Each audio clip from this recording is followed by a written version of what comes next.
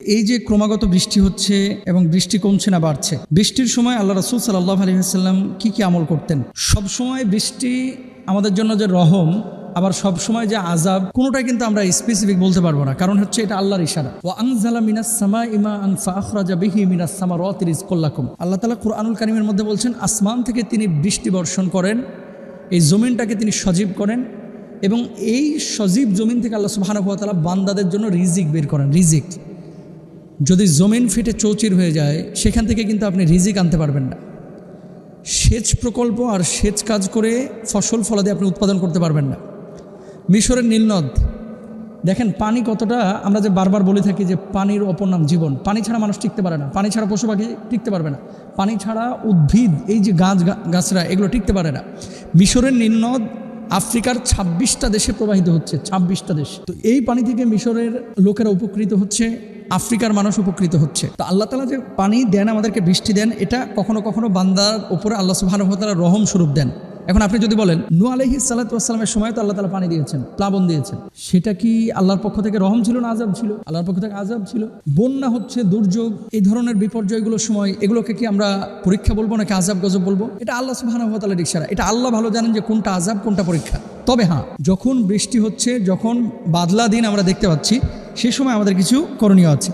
যায়েদ বিন খালিদ রাদিয়াল্লাহু তাআলা বর্ণনা করছেন, হুদাইবিয়ার বছর একদিন আমরা রাসূল সাল্লাল্লাহু আলাইহি ওয়াসাল্লামের সঙ্গে বের হই। এক রাতে মুষল ধরে বৃষ্টি বর্ষিত হয়। আল্লাহর হাবিব সাল্লাল্লাহু আলাইহি ওয়াসাল্লাম আমাদের নিয়ে ফজরের নামাজ আদায় করলেন। কখন?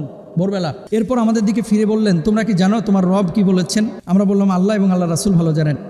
অতঃপর তিনি বলেন, আল্লাহ বলেন, আজ আমার অনেক বান্দা ঈমান এনেছে এবং অনেকে কুফরি করেছে। খেয়াল করেন, আকাশ থেকে যে বৃষ্টি বর্ষণ হয়, মুমিনের আকীদা কি? কুরআনুল কারীমে যেহেতু আল্লাহ সুবহানাহু ওয়া তাআলা বলেছেন যে বৃষ্টিটা আল্লাহর পক্ষ থেকে আসে, আসমানে আল্লাহ সুবহানাহু ওয়া তাআলা বৃষ্টির ব্যবস্থা করেছেন, সেখান থেকে এই মেঘমালার মাধ্যমে আল্লাহ তাআলা এই জমিনের উপরে বৃষ্টি বর্ষণ করছেন। তাহলে আমাদের আকীদা কি? আমাদের আকীদা হচ্ছে আল্লাহর পক্ষ থেকে বৃষ্টি হয়, রাইট? সবাই একমত। আর কিছু কাফেরের আকীদা হচ্ছে যে কোনো স্রষ্টা বৃষ্টি দেয় না, বৃষ্টি দেয় কে? বৃষ্টি দেয় হচ্ছে কিছু তারকারাজি। আরে আকাশে তারা দেখেন না, এই তারকারাজি বৃষ্টি বর্ষণ করে। তা আল্লাহর নবী বলছে, যে সমস্ত মানুষ বিশ্বাস করেছে যে আল্লাহ বৃষ্টি দিয়েছে, তারা ঈমান এনেছে। আর যারা বিশ্বাস করেছে যে তারকারাজি বৃষ্টি দিয়েছে, আল্লাহর হাবিব বলছেন তারা কুফরি করেছে, নাউজুবিল্লাহ। তাহলে আমরা বৃষ্টি দেখার পরে শুকরিয়া আদায় করব এবং আল্লাহর প্রতি বিশ্বাস স্থাপন করব, এই বলে যে আল্লাহ এই বৃষ্টি বর্ষণ করছেন। 2 নম্বর, আল্লাহর হাবিব সাল্লাল্লাহু আলাইহি ওয়াসাল্লাম, আনাস রাদিয়াল্লাহু তাআলা বর্ণনা করছেন, আল্লাহর হাবিব সাল্লাল্লাহু আলাইহি ওয়াসাল্লামের সঙ্গে আমরা হেঁটে এক জায়গায় যাচ্ছিলাম। এমন সময় বৃষ্টি বর্ষণ শুরু হলো। তখন রাসূল আকরাম সাল্লাল্লাহু আলাইহি ওয়াসাল্লামের কাপড়ের সামান্য অংশ তুলে নেন, ফলে তার শরীরের কিছু অংশ বৃষ্টিতে ভিজে যায়। আমরা বললাম, হে আল্লাহর রাসূল, আপনি এমন কেন করলেন? তিনি বললেন, কারণ একটু আগেই মহান আল্লাহর কাছে থেকে এই বৃষ্টি এসেছে। তাহলে বৃষ্টি যখন আসলো আল্লাহর পক্ষ থেকে, আপনার দায়িত্ব হচ্ছে এই হাত দিয়ে বৃষ্টিটাকে স্পর্শ করা, শরীরে বৃষ্টিটাকে স্পর্শ করা।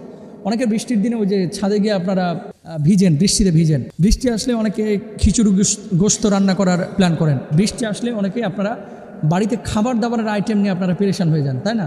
বাড়ির ছাদে যে সমস্ত মেয়েরা বিশেষ করে গোসল করে এবং ছেলেরা গোসল করে, অনেক সময় পর্দা ঠিক থাকে না, বৃষ্টির পানিতে ভিজে চুপসে একেবারে বডির সাথে লেগে গেছে, তার ভেতরের অভ্যন্তরীণ স্ট্রাকচার ছেলে এবং মেয়েদের বোঝা যাচ্ছে সম্পূর্ণরূপে হারাম।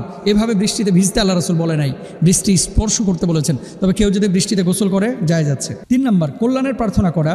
আম্মাজান আয়েশা সিদ্দিকা রাদিয়াল্লাহু তাআলা আনহা বলেছেন, রাসূল আকরাম সাল্লাল্লাহু আলাইহি ওয়াসাল্লাম বৃষ্টি দেখলে একটি দোয়া পড়তেন। দোয়াটা কি? আল্লাহুম্মা সাইয়্যিবান নাফিয়া। দোয়া কবুল হয় বৃষ্টির সময়। রাসূল সাল্লাল্লাহু আলাইহি ওয়াসাল্লাম বলেছেন, 2 সময় দোয়া ফিরিয়ে দেওয়া হয় না, খুব কমই ফেরানো হয়। 1 নম্বর হচ্ছে আজানের সময় এবং শত্রুর সঙ্গে যুদ্ধ চলাকালীন সময়। আরেকটা বর্ণনা মতে বৃষ্টি চলাকালীন সময়। তা আপনারা তো বৃষ্টি যখন হয় তখন ওই বৃষ্টির কিছু গান আছে, এই গান শোনেন। অনেকে বৃষ্টির সময় গান শোনে, এগুলো করবেন না। বরং এই বৃষ্টির সময় আপনারা আল্লাহর কাছে ক্ষমা চাইবেন, আযাব থেকে মুক্ত হওয়ার জন্য আল্লাহর কাছে দোয়া করবেন ইনশাআল্লাহ। তারপরে আযাবের সংখ্যা। বৃষ্টির আগ মুহূর্তে মেঘের গর্জন শুনলে আল্লাহ রাসূল সাল্লাল্লাহু আলাইহি ওয়াসাল্লাম চিন্তিত হয়ে পড়তেন। চিন্তা করা যায়। আম্মাজান আয়েশা সিদ্দিকা রাদিয়াল্লাহু তাআলা আনহা বলছেন, জীবনে আমি এমন কোনোদিন নবীজিকে দেখি নাই যে নবীজি এমনভাবে হেসেছেন যে তার আলজিব্বা বের হয়ে গেছে। অথচ মেঘের যখন তর্জন গর্জন, এই যে দুরুম দুরুম করে আওয়াজ হয়, আকাশ বিজলি চমকাচ্ছে, বজ্রধ্বনি দিচ্ছে, ঠিক এই সময়গুলোতে আল্লাহর হাবিব সাল্লাল্লাহু আলাইহি ওয়াসাল্লাম বলেছেন যে আল্লাহর রাসূল সাল্লাল্লাহু আলাইহি ওয়াসাল্লাম শঙ্কিত হয়ে যেতেন যে আল্লাহর আযাব আসে কিনা। এজন্য নবীজি সাল্লাল্লাহু আলাইহি ওয়াসাল্লাম তখন দোয়া করতেন। আর যে দোয়াটি করতেন, আল্লাহুম্মা লা তাকতুলনা বিগাদাবিক ওয়া লা তুহলিকনা বিআযাবিক ওয়া আফিনা ক্বাবলা যালিক। এভাবে আল্লাহ রাসূল দোয়া করতেন। তারপরে আল্লাহুম্মা আসকিনা আল্লাহুম্মা আসকিনা আল্লাহুম্মা আসকিনা।